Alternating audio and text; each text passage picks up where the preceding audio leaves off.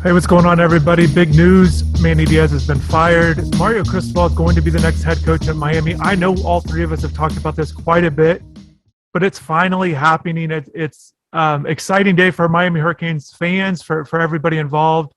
Bright future ahead. I think everybody would echo that. Just your reaction to the news. It's actually happening.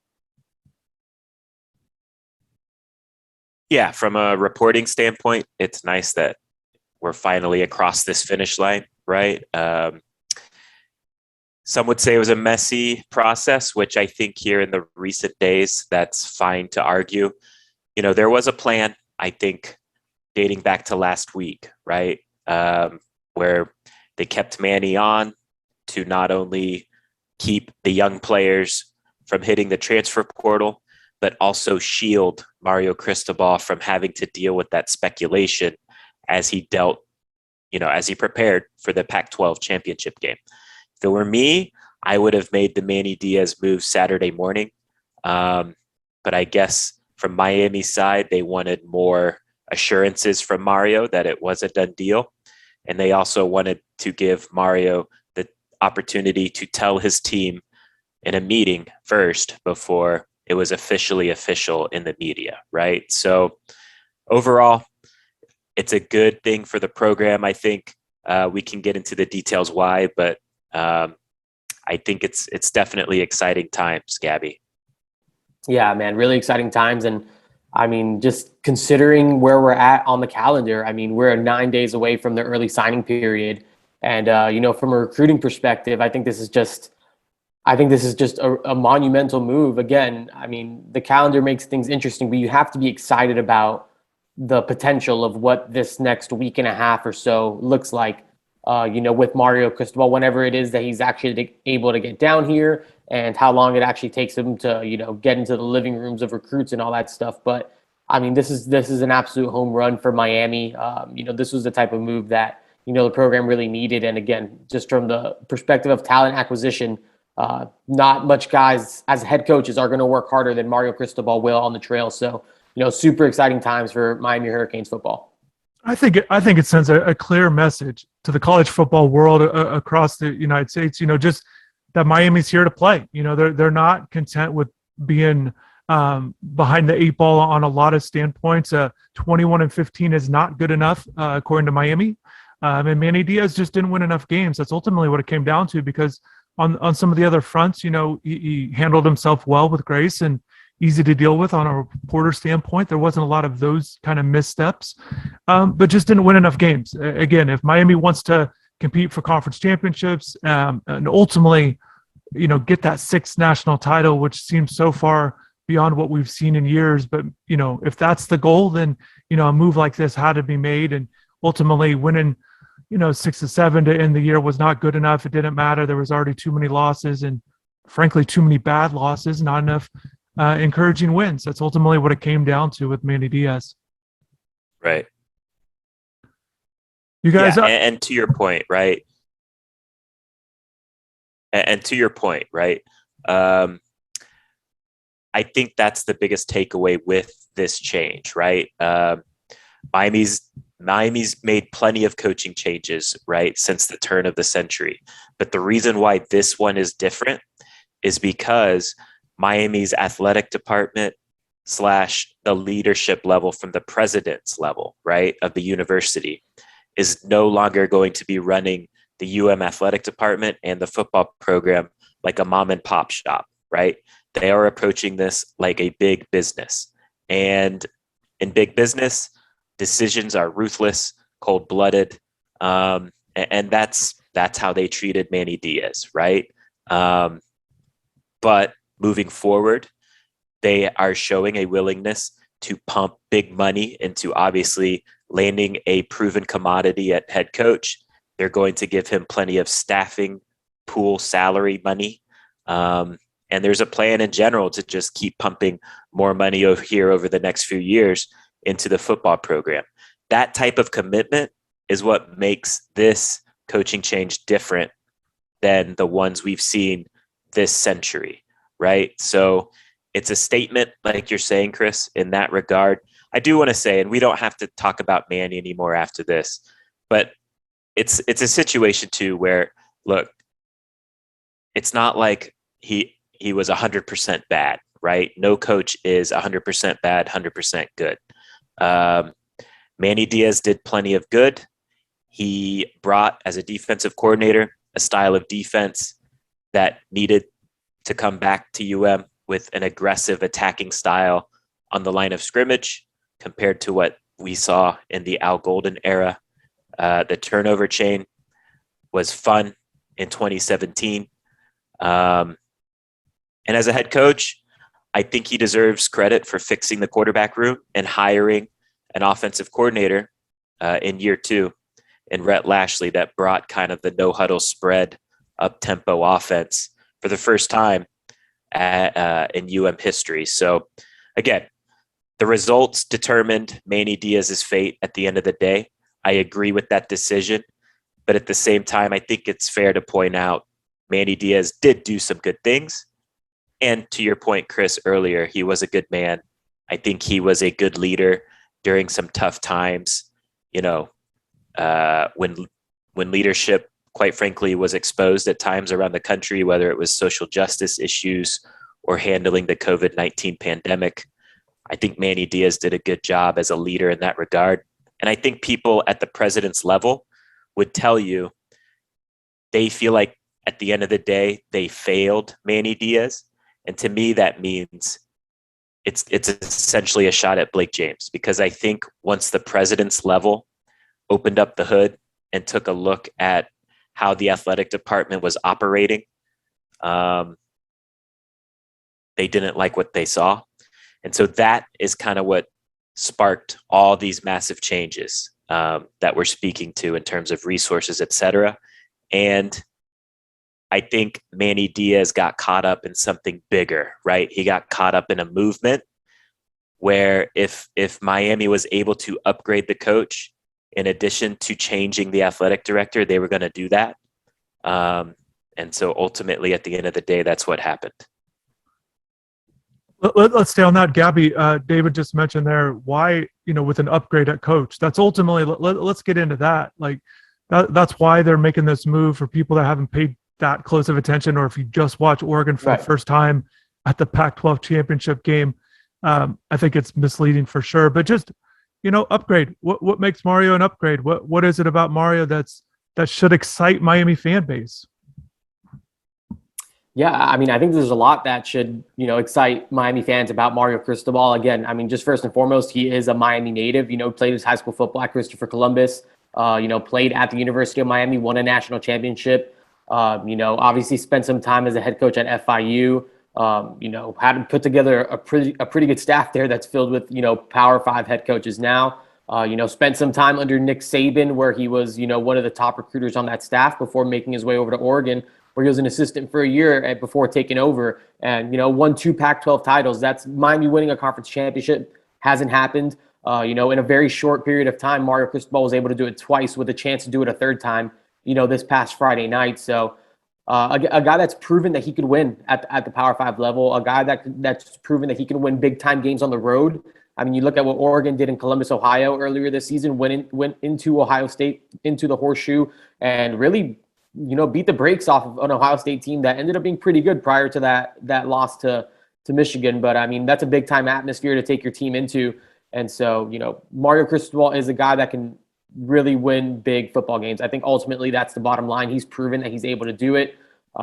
And he was able to do it that far away from home. I mean, when you consider the resources that he's going to have here, just from a recruiting standpoint, in terms of just the talent that's going to be in his backyard. And again, what I was alluding to earlier, his willingness to recruit and the edge that he sort of takes into recruiting and how seriously he takes it.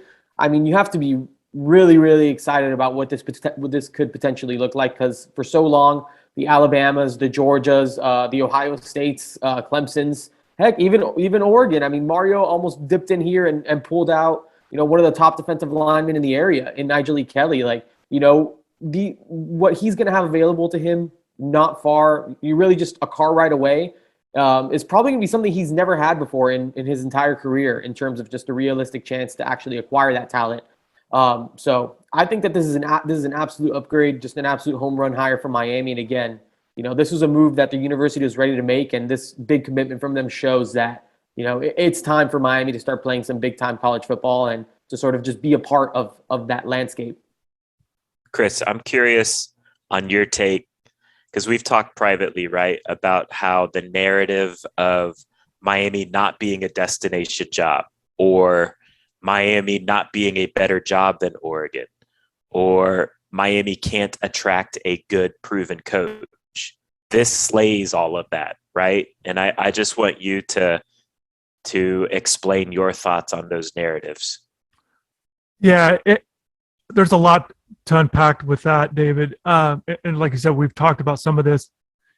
I think, look, if people are going to say Mario's coming home and that's the only reason why, I just think that's not the truth. I think Miami, and I've said this for years, this isn't a 2021 situation. I felt like this for a long time, that Miami should be able to get top-notch coaches because you can win at Miami. It's been proven with national titles, but ultimately with recruiting. And when we talk about recruiting, it's not the end-all be-all. It's not the only thing you have to get right at Miami. There's a lot of things. There's a lot of things that go into being a successful coach, getting the right players, getting the right coaches. And, Miami has the resources. Yes, there are a lot of positives with Miami. And I think too often I felt like even at UM, a little bit, they forgot why they're UM. I feel like whether it was the administration or people in the building or whatever it might be, they should have expected more. They should be more. The University of Miami can do more. I know I'm speaking to the choir with the fan base because everybody watching this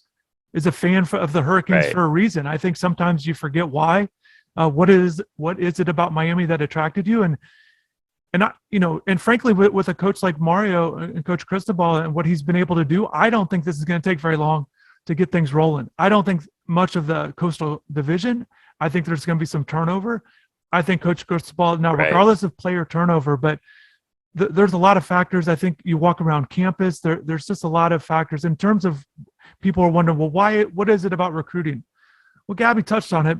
You're able to go in your backyard, and it's a lot easier to drive to places to recruit than to fly, to get on plane trips all the time. Also, even, just the hearsay, just to able to know what's going on, how it is down in South Florida too with the prospects. It's good to get in on them early, understand who's coming through the ranks.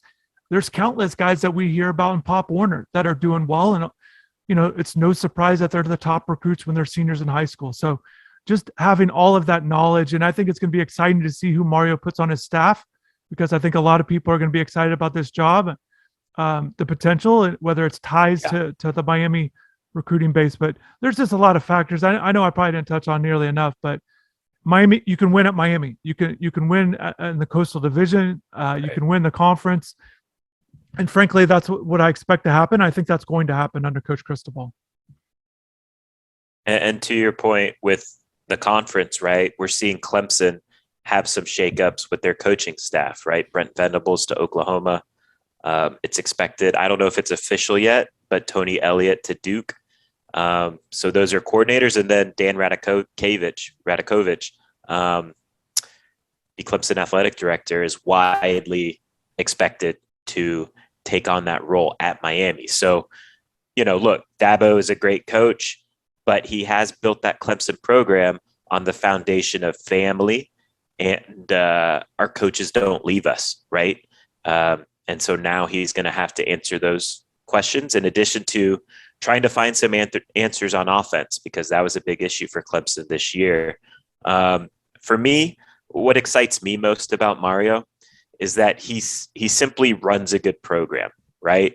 I think the modern day college football coach he's a CEO, right? I think a lot of times we get caught up in schemes that head coaches run, whether they're an offensive or a defensive guy. To me, when you're a head coach, you need to embrace being the CEO of your whole program. And that means, being on point in all the phases, like recruiting, putting together a good coaching staff, having the strength and conditioning on point, player development. Now you have to have name, image, and likeness ideas. having good relationships with boosters, being able to excite them to give money to your program, which I think Mario's definitely going to be able to do with his connections in the city of Miami. All these things have to be buttoned up when you're a head coach at a major program like Miami. And so to me, in the first time of this modern era, I think Miami's adding a coach that understands how to run a program at the level of the University of Miami. I think Al Golden did it at a lower level, and he thought it would be the same at a place like Miami. He kind of learned it was different. I think Mark Richt obviously knew how to do it at Georgia. The concern there was he was burnt out, and we saw that play out that way in hindsight. But to me, Mario Cristobal is the first one where Miami landed a proven commodity in his prime, energized to attack the job. And so it's going to be a great situation, I think, Gabby. I mean, I'm just excited. I mean, again, you talk about just a guy that can run a program. And I mean, in my lifetime, I mean, I don't know. I know I'm younger than you guys, but like, I mean, I've never experienced anything like that. Humble brag. Yeah. Oh, okay. I mean, no, you know what I mean? But like, I imagine like, I've never experienced Miami be, Miami. Really, I was 5 years old when they won their last national title. So I mean, just for me personally, I'm excited just about this, and really the idea that you are going to have someone like that in that place. And I mean, last night, I mean, just hanging out, waiting for news to drop, I'm watching Mario Cristobal's introductory press conference at Oregon, and I'm just like, yeah, like this guy just gets it. Like you can tell that Mario Cristobal gets it. The way he just speaks and the way he just sort of goes about his business, you can tell he has that very like, I have a plan. This is what we're doing. He's a very firm dude. I'm really excited, man, just about all the different aspects that he's going to bring into the program. And then you combine that with all the additional things that he's going to have that no coach really in the history of University of Miami football has ever had before. So, I mean, yeah, man, I'm excited. And I think Mario Cristobal is the guy that is going to sort of be able to, get this thing sort of rolling again. And Chris, I know you would agree with this. I think like not only is it huge that Miami's willing to invest in the football program now, but at the same time, when you bring in a guy like Mario, he's also on his end going to hold the university's leadership, whether that's the president's level, administration, athletic director, board of trustees. He's going to hold them accountable to continue to give him what he needs to win, right? So I think it's a two-way street. Again, at the end of the day, the bar is being raised at the University of Miami, both financially and with expectations. And Mario to me, Mario sprints to those expectations. And so that's what excites me most about all of these moves. Beyond the fact that I do think Mario is highly qualified to succeed at Miami. It's just no longer, like, again, you and I have joked, Chris, like the way this athletic department's been run the past 10 years or so, it's like a Division II school, right? Field a team, get enough results, make enough money, and we're happy. That is not happening anymore at UM. And, it starts at the top, and Mario Cristobal from his level too is going to hold people accountable as well. Just kind of summarizing how I kind of view the athletic department, it felt like year in and year out, they hope to have a winner. They hope to win the division. It's going to be different. Coach Cristobal is going to expect to win. And that's, you're going to see a lot of differences. And I just think back when we talked about Coach Cristobal, and I haven't, some of the stuff you kind of forget what you say publicly or on videos or podcast or writing. On a personal level, I was here when Coach Cristobal was here in 2004, and I remember him as a coach then quite well. And right. I've got some stories that I'm looking forward to sharing to everybody. But I think what's exciting to see with him on a personal level is how much he's grown as a coach. You guys you talk about buttoned up and organized, and absolutely. It's fun to see, different when he was younger as that coach. But I think anybody that knew him and kind of my memories of him knew it was going to get to that point. You're not surprised at that point. And frankly, like it is a little surprising that you're not surprising, but you just always doubted. This isn't the first time his name has come up or the first time that they should have hired him, frankly. but here we are, and there's a lot of exciting things to talk about.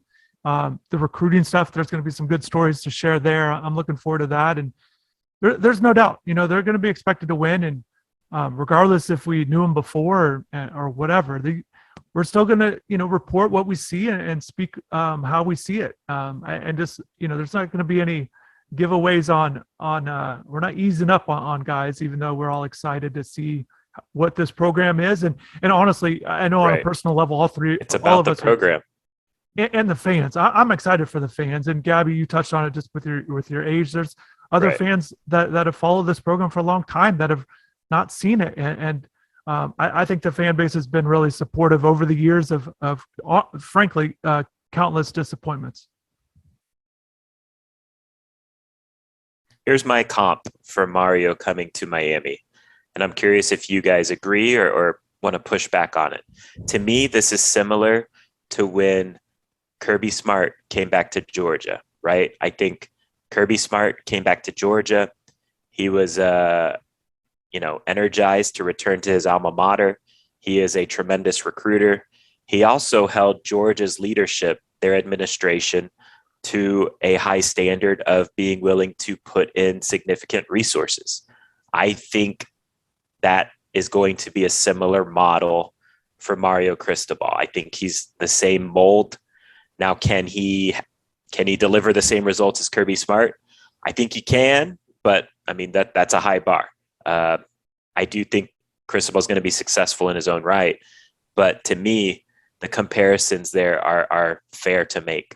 Yeah, just jumping out. I just forgot to mention, because David, you just touched on it again, and I forgot to comment on that. But there's no doubt, Coach Cristobal, my understanding and reporting, he was not coming to Miami just to come to Miami. He was going to hold everybody accountable and look, get this stuff organized, get some things that need to be cleaned up, and that's not going to stop. He's going to expect resources continuing with whether it's facilities, whether it's his staff continuing to get raises so they stay on board for stability. But I don't think there's any question, and I've been told, that is going to be the case with him. And just, along the Kirby Smart lines, he had options every offseason. Plenty of schools were trying to get Kirby Smart. And I know that when he went to go interview with Georgia, it was sort of with a list of demands like, I need this, and I need this, and I need this. And with Mario Cristobal, it was similar. I don't think Mario Cristobal is leaving to Miami. Like we've said a bunch. Especially on the podcast. And Chris, I know that you feel this way too. Mario Cristobal wasn't just going to leave to Miami to go be at Miami. It was because of the right situation, and just because of all that, that was the right time to make the move. And probably what Mario Cristobal had on Kirby Smart is really just head coaching experience, because Kirby Smart was a defensive coordinator and he made that move. Mario Cristobal has 2 conference titles under his belt and is making that move. And again, so I see the similarities, but I think you have to be. Again, I'm not saying Mario Cristobal is going to be better than Kirby Smart, because what he's doing right now in Georgia is unbelievable and what he's done there. But heading into this similar situation, Mario Cristobal has a lot more experience, again, running a program entirely than Kirby Smart did going into that, Georgia situation. And if I'm going to compare Mario to like a former coach, like which profile is he most similar to? To me, it's Butch Davis. Butch didn't have the head coaching experience like Mario does, but in terms of just relentless recruiter, runs a good program, player development, holding everyone accountable. To me, Mario is similar to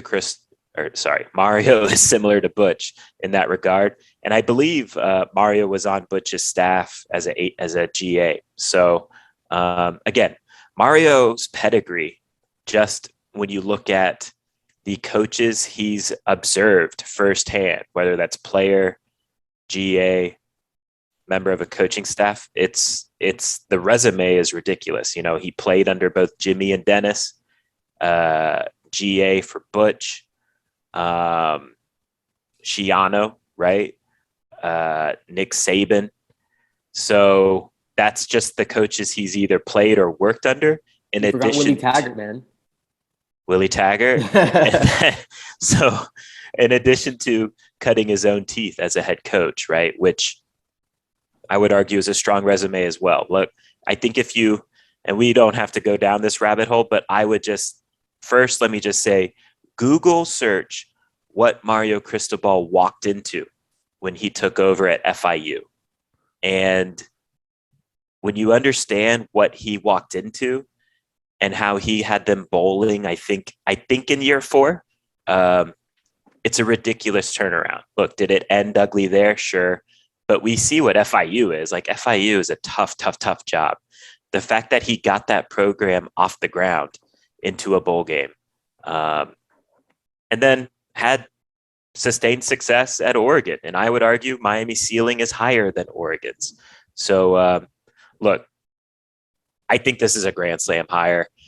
Everyone who listens to the podcast knows the debate amongst fans, right, was Mario or Lane. I was always a Mario guy, while also noting Lane Kiffin would be a great hire as well. I just think what this program needs now is Mario Cristobal for all these reasons we're touching on.